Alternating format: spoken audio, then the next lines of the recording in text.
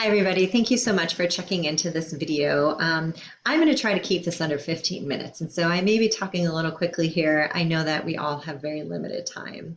I wanted to thank you for posting to the discussion board this week. It was really refreshing just to hear your voices in there and to see how you're all navigating this really challenging situation that we're all faced with. It made me feel so much less alone.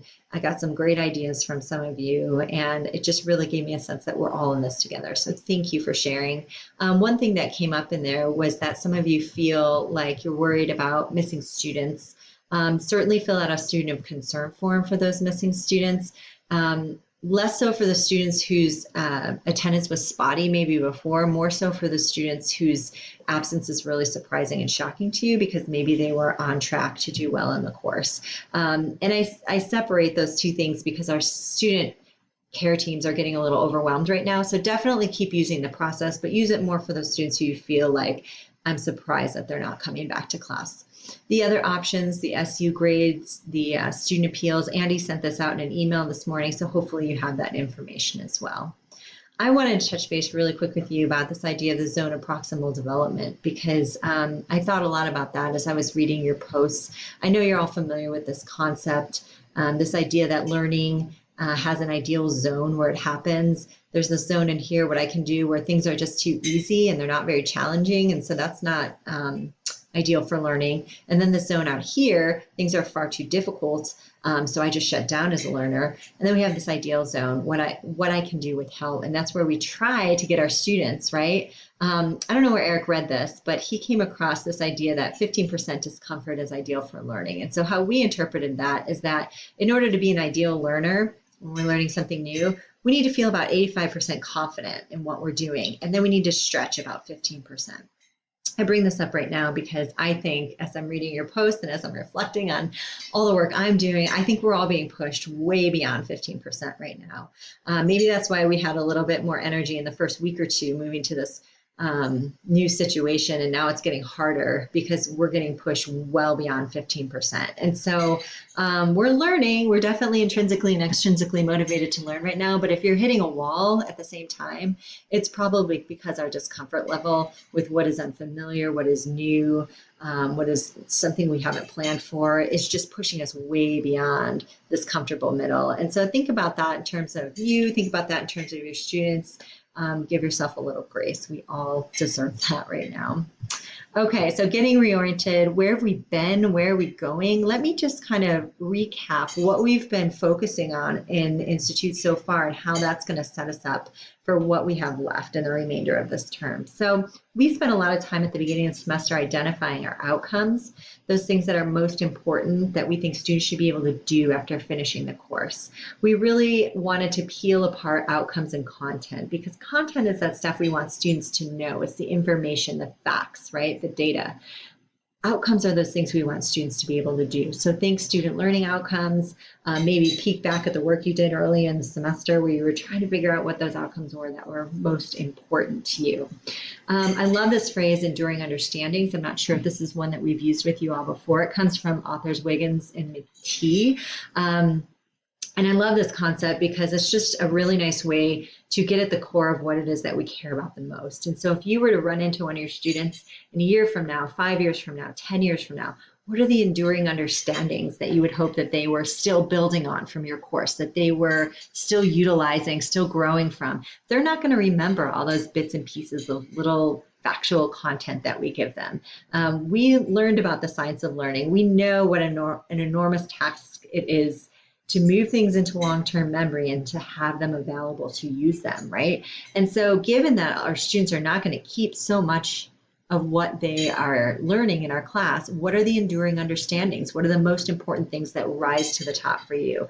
Those are your outcomes. That is what you really should be designing your course around.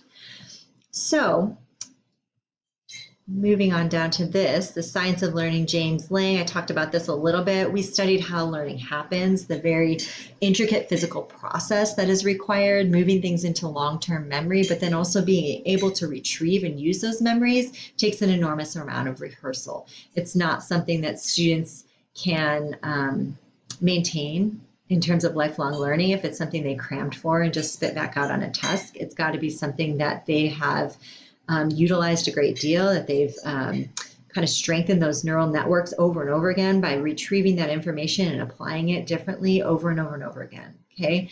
And so that's really important to keep in mind as we're planning what it is that we want to privilege and spend time on in our classes. Learning requires connections. We read an entire chapter from Lang about that. Without connections, things become isolated little islands of information that just sink down eventually from disuse. So in addition to connections, learning also requires practice. That is so important. You remember the Trevor Reagan video, the skateboarding, right?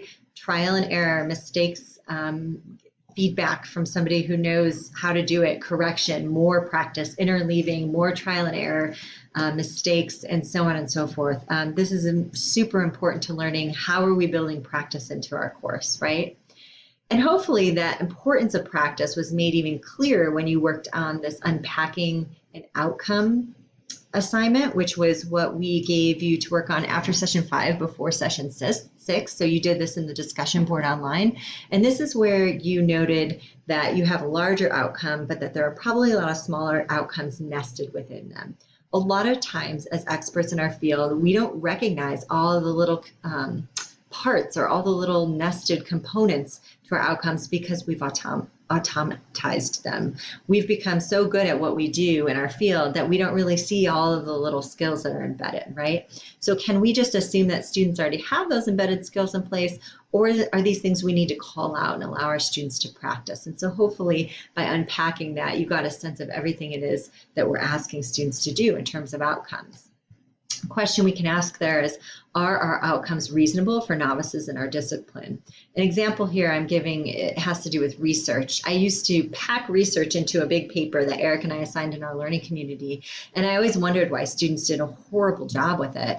And it was because the assignment itself was already so cognitively demanding for students that adding this huge new burden of learning how to do database research and integrating it into the paper was just too much. It was way beyond that 15% of discomfort. I was pushing students way outside of their ideal learning zone, and they were failing to meet up to my expectations semester after semester. And so rather than complaining about my students not being college material, I finally recognized that I just had too many outcomes in that paper. I just had too many things that I was expecting of them that I perceived to be easy because I'm an expert in my field, and I had to strip some of those things out. So now we have separate research assessments that I do that are different from the paper because I just had to pull that outcome out.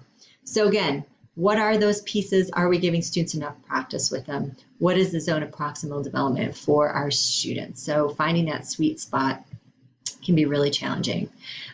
We are getting to, so this point I love, it's what we're experiencing right now. As hard as this has been, and as much as I would never wish this on us, I think that we are getting to experience a lot of what our students experience. We get to be novice learners all over again, right? We're learning new technologies. We are learning how to manage our time with all of these different pressures, something that I never had to do as a student because I didn't have to work. I wasn't raising kids as a student, but I have all of those things now that I have to juggle. And so how many smaller skills are embedded in the things that we're learning each and every day? How much practice does it really take to learn? If nothing else, I know that all of us in this group have a great amount of empathy for our students, but I'm hoping teachers in general will come out of this and recognize, learning is hard. I think Erin posted, learning is exhausting in this week's discussion, and that is absolutely true. So maybe we can relate to our students in a much more real way after this is over. Where are we going? Okay, so here's where we are with session number 6. We're going to start thinking about backwards designing from those outcomes. So again, Wiggins and McTee, their book is called Understanding by Design. You can check it out if you'd like, but really a lot of great backwards design principles in that book. I don't think they coined the phrase backwards design. They may have, but these principles have been around for a long time, and they're really central to active learning course design. So once you have those outcomes, those enduring understandings, those really important things that you want to design your course around, the first thing that you need to think about is how am I going to capture these things in the key summative assessments? The summative assessments are those capstone projects, essays, exams, whatever those big showcases of learning are in your course, maybe you have 3 of them, maybe you have 5 of them. We all set it up differently. That is where we're measuring whether students are meeting our outcomes or not, okay?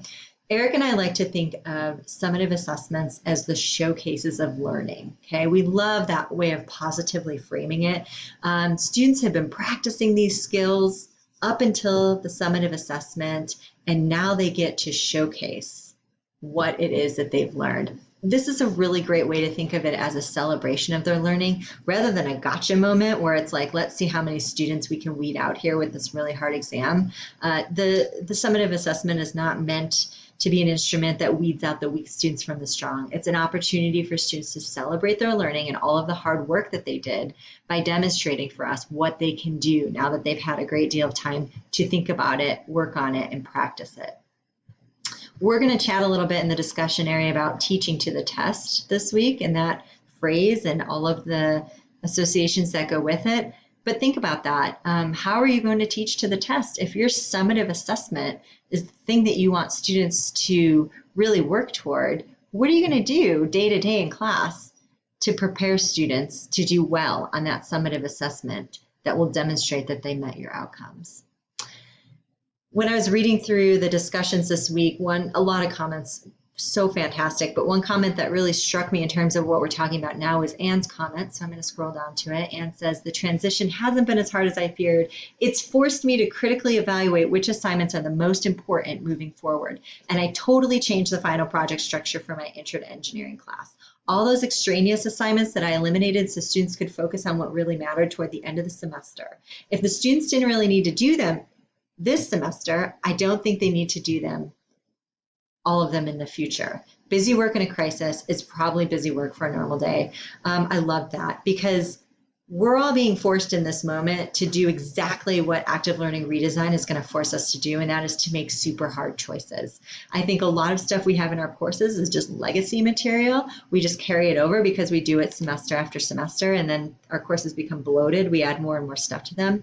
This is really a great time to clean out your closets, right? You're doing it now with the last 3 or 4 weeks of the semester, but this is exactly what you're going to do with your ALLY redesign. You're going to clean out your closet. You're going to take a look at what's there, and you're going to say, I haven't worn that sweater in 10 years. It's out of here, right? And so anything that is not directly serving the purpose of preparing students for that summative assessment that demonstrates their proficiency toward those important outcomes is probably not something that needs to be in your course. It's probably extraneous. So this is where you get to start having those really hard, but I think fun and exciting conversations with yourself about what it is that you and your students are really going to be working on in your redesigned class. Okay, so that's where we are. So for session 7, we're going to ask you to really think hard about one summative assessment. We're going to ask you to consider whether it's already capturing your key outcomes or whether you need to be open to creating something new. In the discussion board this week, we're going to post some examples or scenarios. These are real. These came from our colleagues, situations where people are trying to use particular kinds of summative assessments within an active learning redesign, and maybe some of the challenges or successes they're running into. We'll ask you to read those, maybe analyze and comment on them a little bit. And this is a way for you to just do some pre-thinking around summative assessments before you pick your own summative assessment from your target course that you're going to focus on for the next stage of this backwards design. So, okay, well, I will stop there. I think I promised, or at least I meant to promise, to keep this under 15 minutes. Thank you for hanging in there with me, everybody. And gosh, I miss you all so much. Hang in there.